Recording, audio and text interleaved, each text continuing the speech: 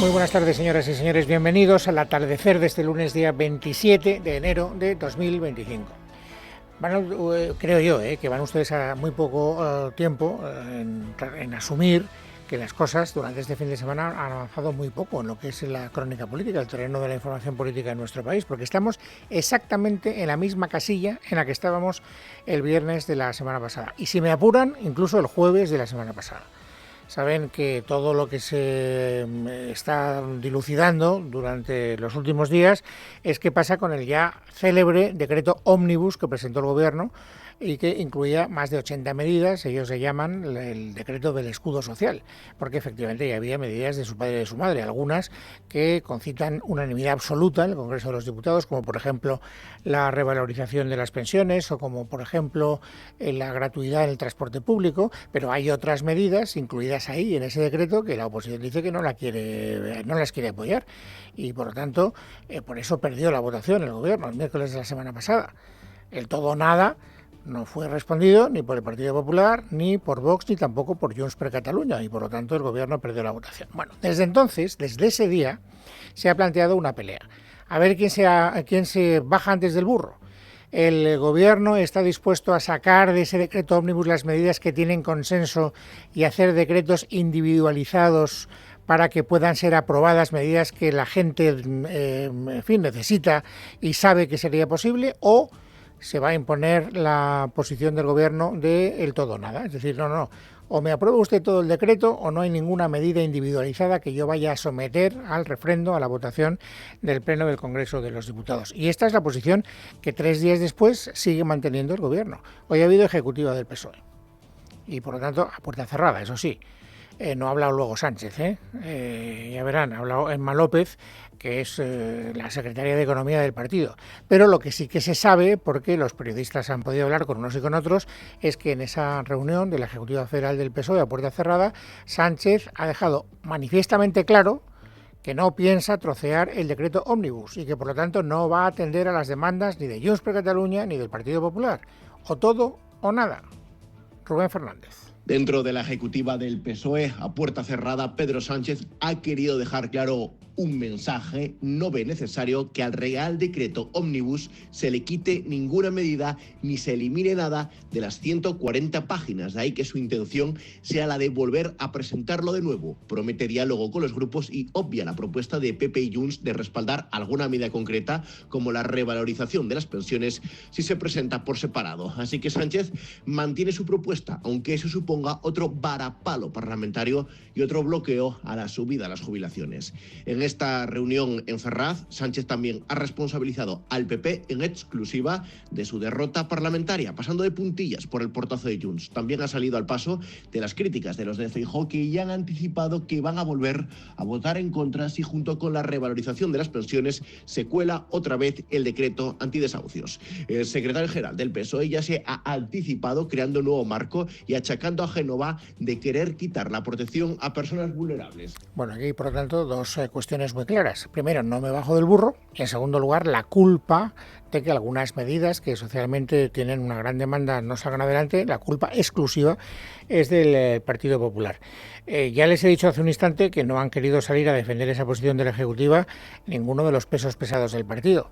Ha salido la secretaria de Economía de la Ejecutiva Federal del PSOE, que se llama Emma López, para decir lo que todos ya sabíamos, que el Partido Socialista no cambiará de criterio.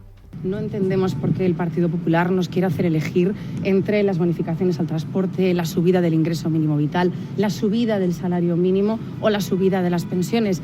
Esa estrategia, la del escudo social, es la que ha llevado este Gobierno desde el principio. Y por lo tanto no vamos a cambiar de criterio. Bueno, bien, ¿qué esperanza había?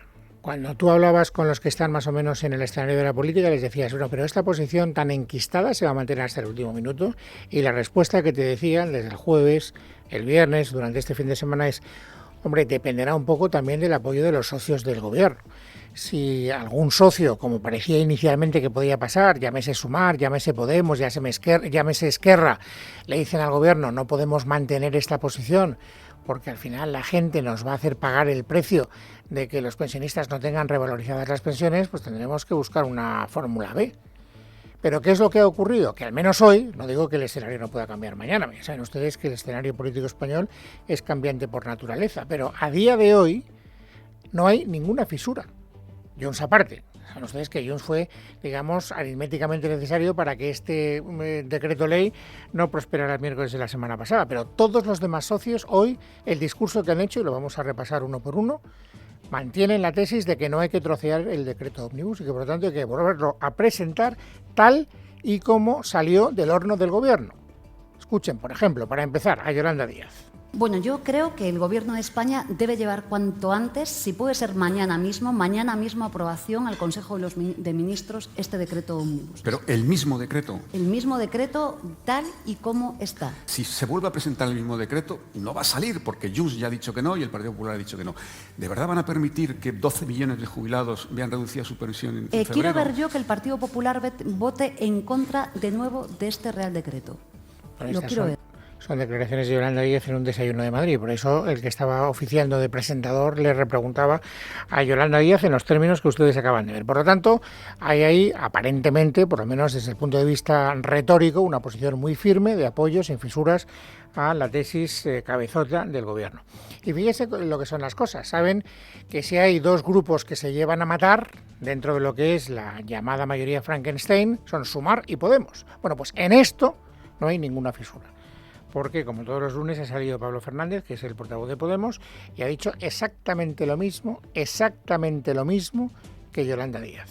El Gobierno no puede volver a incumplir sus compromisos y tiene la obligación ineludible de volver a presentar un Real Decreto de escudo social en su integridad y sin tijeretazo alguno. Y también ha hablado Esquerra Republicana de Cataluña. Saben que aquí hay otra batalla interna indisimulable entre dos socios de la mayoría Frankenstein, Junts per Catalunya y Esquerra Republicana por Cataluña. Precisamente en el debate del miércoles pasado, cuando se estaba discutiendo a propósito de este decreto ley, el decreto ómnibus, salieron a relucir las navajas cuando los portavoces de los dos partidos tenían que, digamos, interpelarse recíprocamente.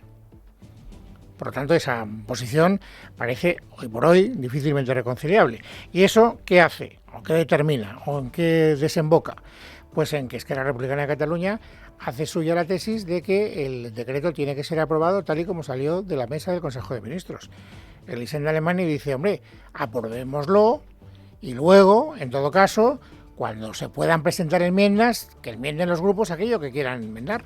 Unos olvidan para quién trabajan y otros abusan de tacticismo y al final quien lo paga es el pueblo de Cataluña y es lo que ha pasado también en este decreto ómnibus. Nosotros sabemos dónde estamos al lado del pueblo de Cataluña y por otra parte también se puede votar a favor de ese decreto y luego hacer enmiendas, que es lo que iba a hacer también Esquerra Republicana con otras fuerzas progresistas del conjunto del Estado. Por lo tanto, no hay presión por parte de Esquerra Republicana de Cataluña a Pedro Sánchez, o por lo menos no hay una presión que haya trascendido. Yo no sé si luego en la intimidad dicen las mismas cosas que dicen cuando están los micrófonos abiertos. Así que, repasadas todas las posiciones políticas de los socios del gobierno, ya ven que aquí Sánchez no tiene ninguna inquietud. Y tampoco en los socios no parlamentarios, porque la izquierda tiene un baluarte no poco importante en los sindicatos. Y hoy ha hablado Unai Sordo, secretario general de UGT, y que ha dicho que ni se le ocurra al gobierno trocear este decreto. No puede ser que se vaya a un formato en el que solo se lleve la revalorización de las pensiones, la renovación de la ayuda a los bonos de los transportes y las ayudas por la gana. Así que podemos llegar a una primera conclusión provisional, porque aquí todo es provisional y hay una actitud monolítica por parte de la izquierda diciendo que ese decreto no se va a reformar. Ya veremos si eso se mantiene o no se mantiene en el tiempo, pero esta es la crónica de hoy lunes. Hoy, día 27 de enero, esa posición es monolítica en la izquierda. Y también, y esto es lo peor de todo, es monolítica en la derecha, porque hay dos posiciones irreconciliables y ninguna da ningún síntoma de querer cambiar de criterio.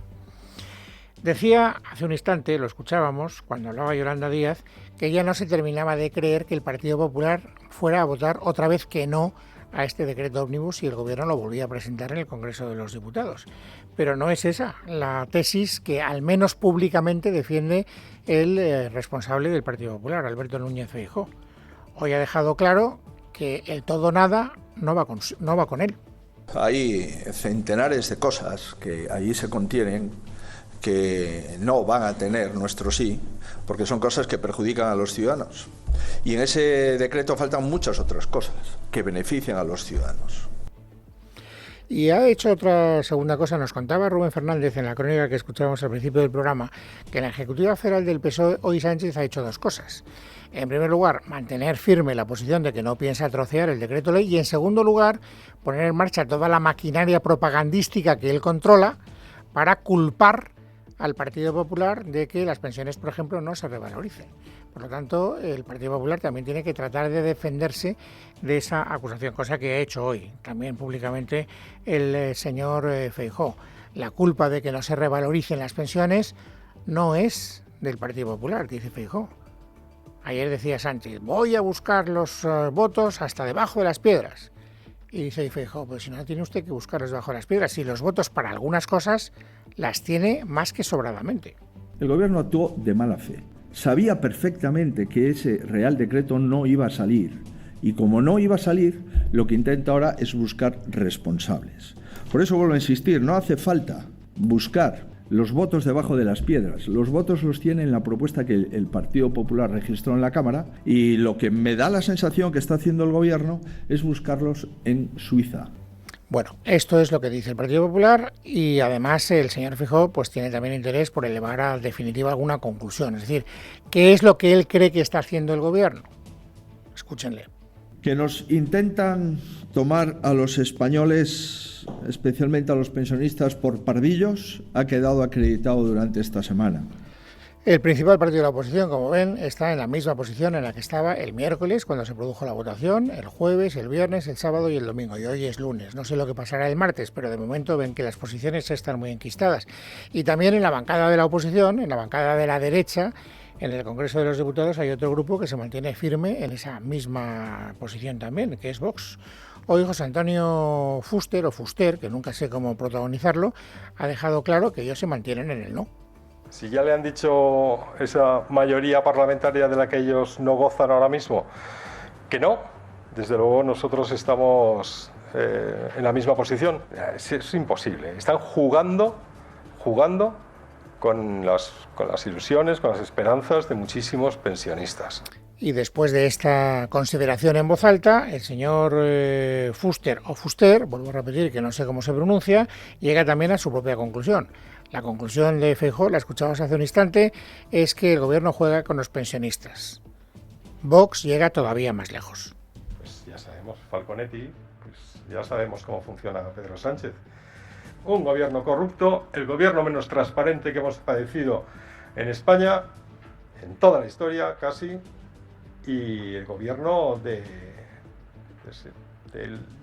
ego permanente.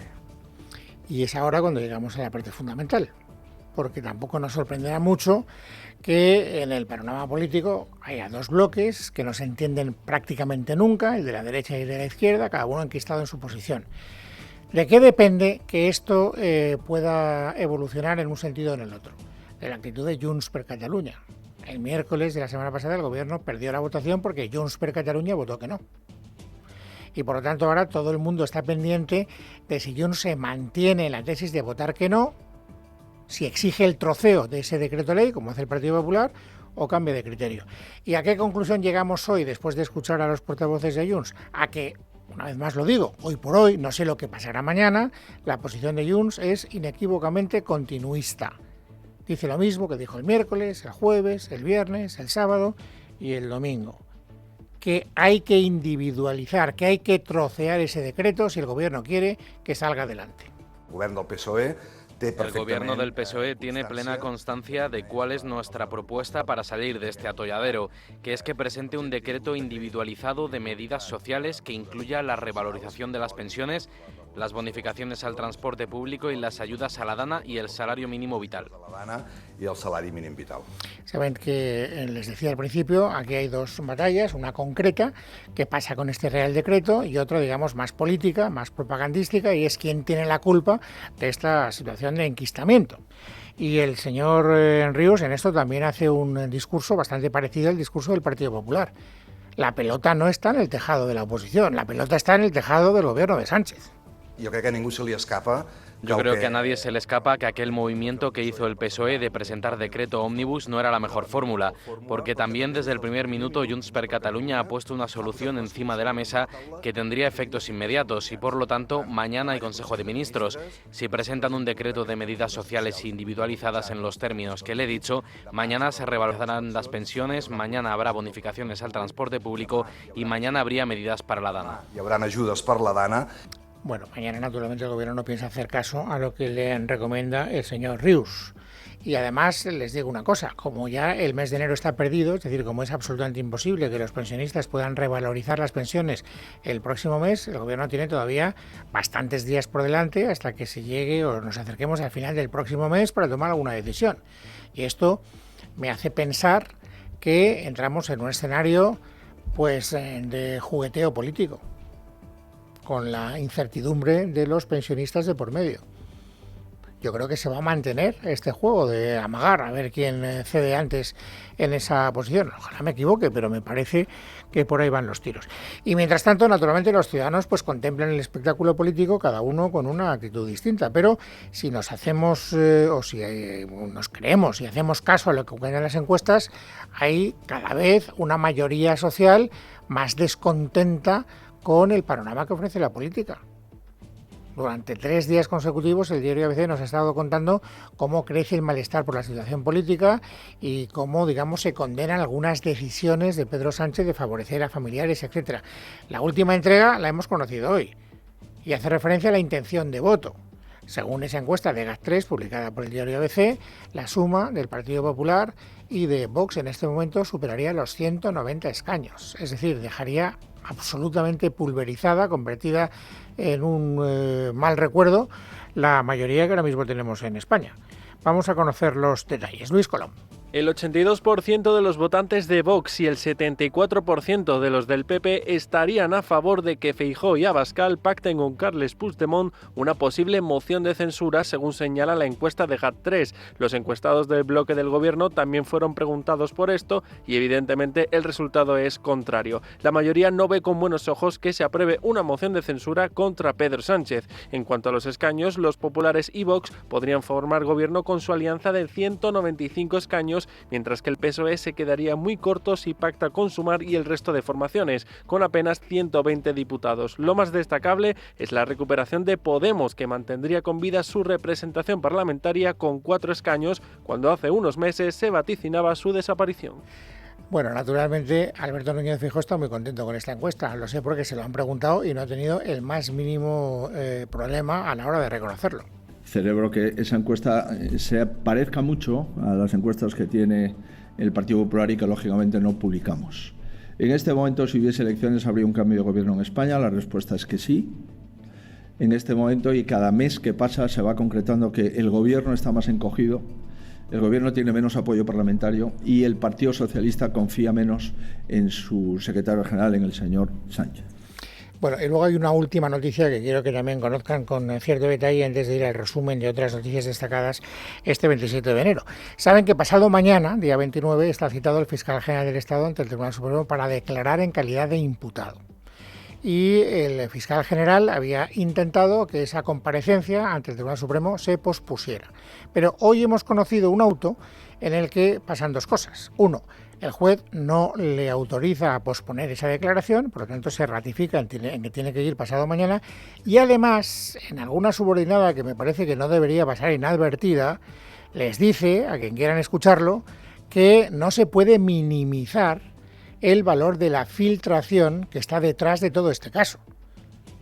Porque el gobierno lleva mucho tiempo diciendo, bueno, usted, el fiscal general tampoco en ese famoso email que trascendió, tampoco contaba cosas que fueran de una trascendencia brutal. Y ahí es donde el juez dice, no minimicen ustedes el valor de esa filtración. A mí me parece que son las 2 cosas fundamentales del auto, pero quien lo explica mucho mejor que yo es Miguel Ángel Pérez. Buenas tardes. En un auto de 7 páginas al que ha tenido acceso a Libertad Digital, el magistrado del Tribunal Supremo, Ángel Luis Hurtado, rechaza posponer la citación del fiscal general del Estado como investigado, Álvaro García Ortiz, de este miércoles, y también la declaración de la fiscal jefe provincial de Madrid, Pilar Rodríguez, del jueves.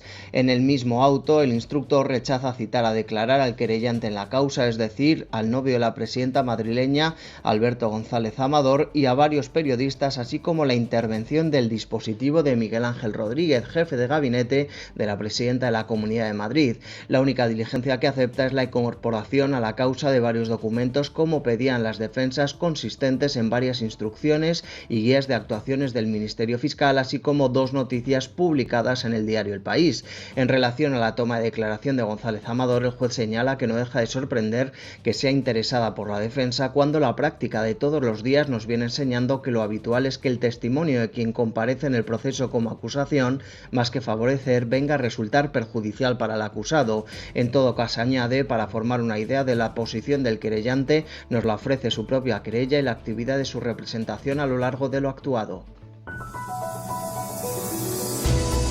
Bueno, pues es lunes, es 27 de enero de 2025. Vamos, amigos, ahora, como siempre, a completar el paisaje informativo sobresaliente del día. Noelia Bautista, bienvenida, buenas tardes. Buenas tardes, Luis. Vamos con otro de los temas que ha enfrentado hoy al Gobierno y a los sindicatos, en este caso con la patronal de empresarios. Atentos a Yolanda Díaz cargando contra Antonio Garamendi en el día en el que la COE ha presentado alegaciones contra la reforma del recorte de la jornada laboral por considerarla inconstitucional. Ojo, porque la vicepresidenta segunda estaba hoy desatada, le ha acusado de estar desdibujado, de tener una estrategia política por poner en duda la constitucionalidad del recorte de la jornada laboral, que asegura que ya ha tenido el respaldo del Tribunal Constitucional, pero dice más, atentos.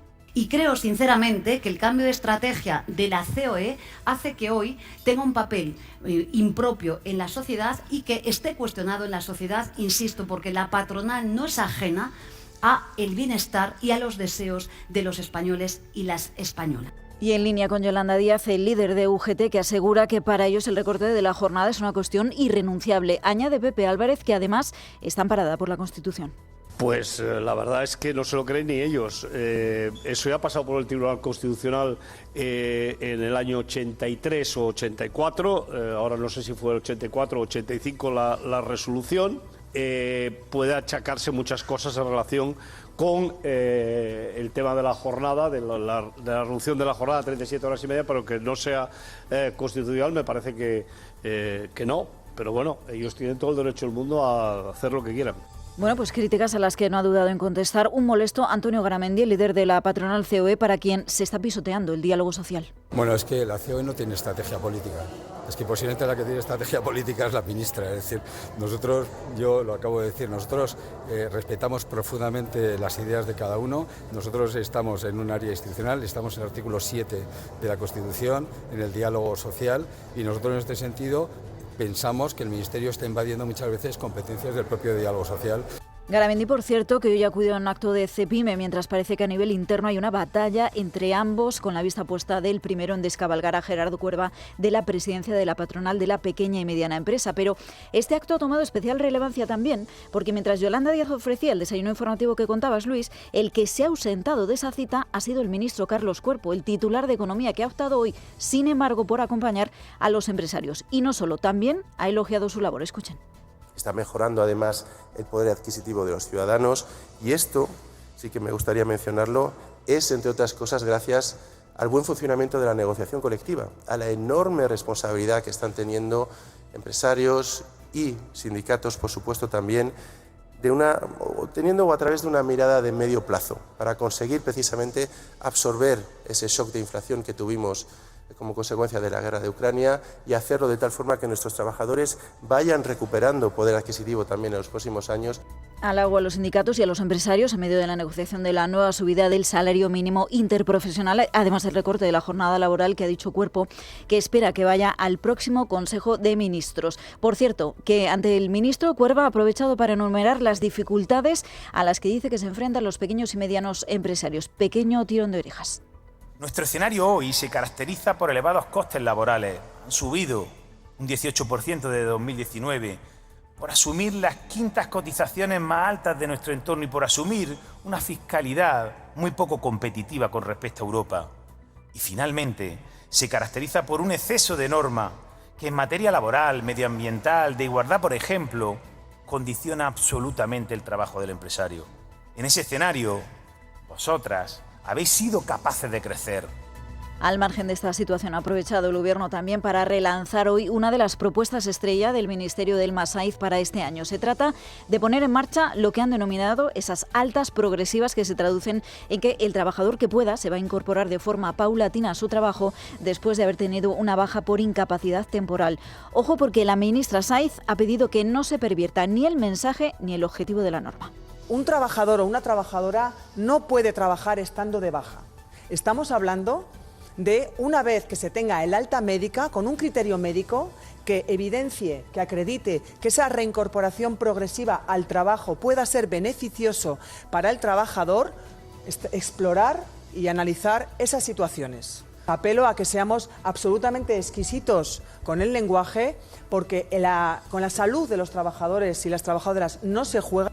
Sanidad ha asegurado que solo se va a aplicar tras bajas de 90 días y más, y habrá un plazo máximo para esa reincorporación. Por cierto, que hoy Sanidad no se ha sentado a la mesa de esta negociación con los sindicatos y los empresarios, pero sí lo va a hacer en la próxima reunión. Y además, el conflicto de Muface, que hoy continúa. Hoy se terminaba el plazo de licitación, pero el Gobierno lo ha suspendido y ha anunciado que va a modificar los pliegos de condiciones para incluir correcciones con los que atraer a las aseguradoras para que sigan prestando este servicio, que ya saben que es la atención sanitaria de los funcionarios y sus familias. 1,5 millones de personas están afectados. Se especula con que serían correcciones en caso de que se incurriera en pérdidas, que es lo que vienen diciendo las aseguradoras para no hacerse cargo. Lo cierto es que esto ya ha llevado a Eslas a reconsiderar su negativa, pero los funcionarios siguen sin fiarse, y por ello, esta mañana en Televisión Española, el presidente de CESIF, Miguel Borra, ha dicho que ellos van a continuar con la presión.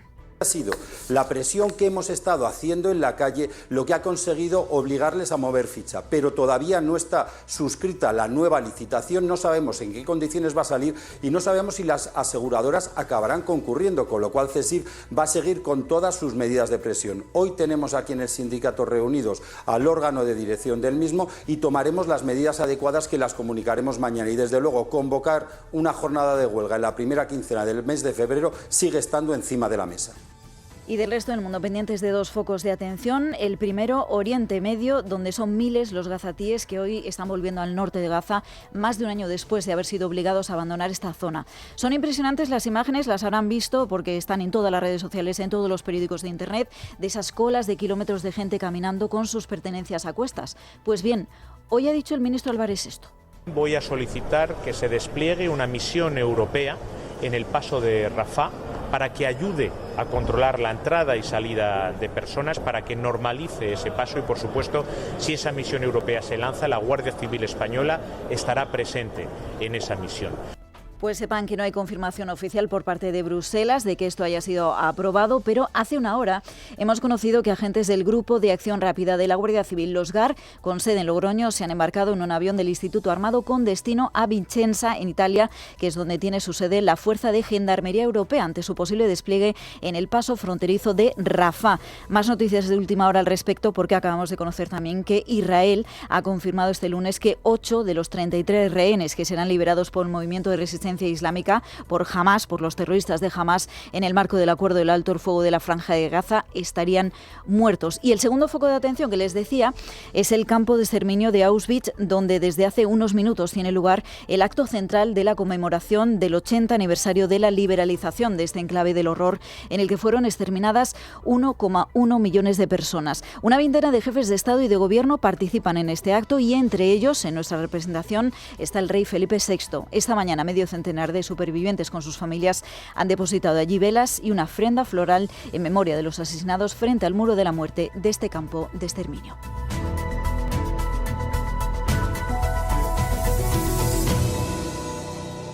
En casa de Herrero, Es Radio.